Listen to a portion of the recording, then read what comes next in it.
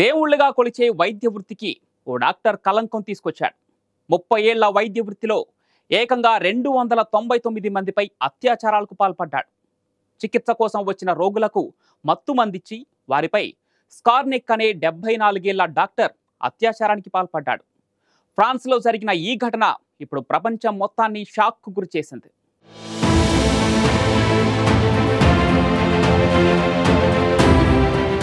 దేవుడు ప్రాణాలిస్తే వైద్యులు ప్రాణాలు నిలబెడతారని వారిని దేవుడిగా కొలుస్తూ ఉంటారు. అన్ని దేశాల్లోనూ వైద్య వృత్తికి చాలా గౌరవం ఉంటుంది. కరోనా సమయంలో డాక్టర్లు చేసిన కృషి ఎప్పటికీ మరువలేనిది. తమ ప్రాణాలు పోతాయని తెలిసినా ప్రజల ప్రాణాలు కాపాడేందుకు రాత్రింబవళ్లు డ్యూటీ చేస్తూనే ఉన్నారు. కళ్ల ముందు ప్రాణాలు పోతున్నా తమ ప్రాణాలు పణంగా పెట్టి వైద్యం అందించి లక్షలాది మంది ప్రాణాలు కాపాడారు. కానీ అలాంటి వైద్య వృత్తిలో కూడా కొంతమంది నీచానికి పాల్పడుతున్నారు.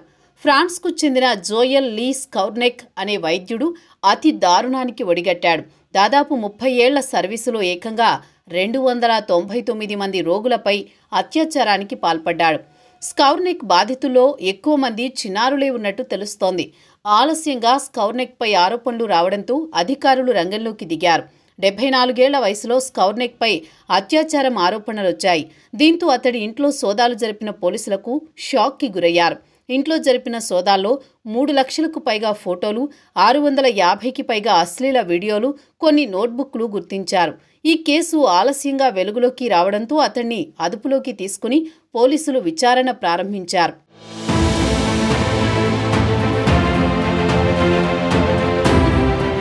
ఫ్రాన్స్లోని బ్రిటానీ అనే ప్రాంతంలో స్కౌర్నెక్ ఓ హాస్పిటల్లో సర్జన్గా పనిచేసేవాడు. అయితే హాస్పిటల్లో చికిత్స కోసం వచ్చే రోగులపై అతడు అత్యాచారాలకు పాల్పడ్డాడు.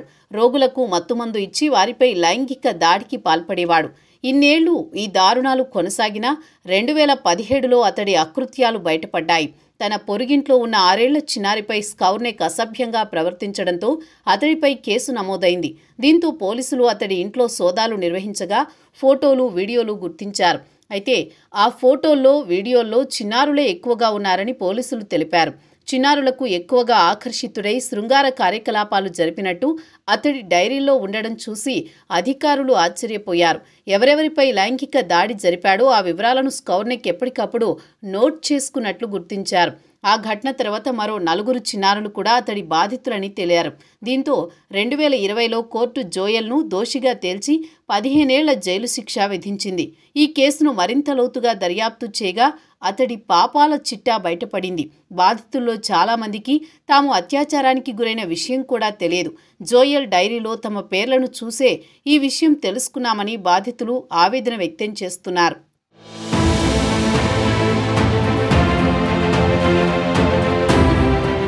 గత 4 నెలల నుంచి ఈ కేసులో విచారణ పోలీసులు వేగవంతం చేశారు. తాజాగా కోర్టులో స్కౌర్నెక్ నేరాన్ని అంగీకరించాడు.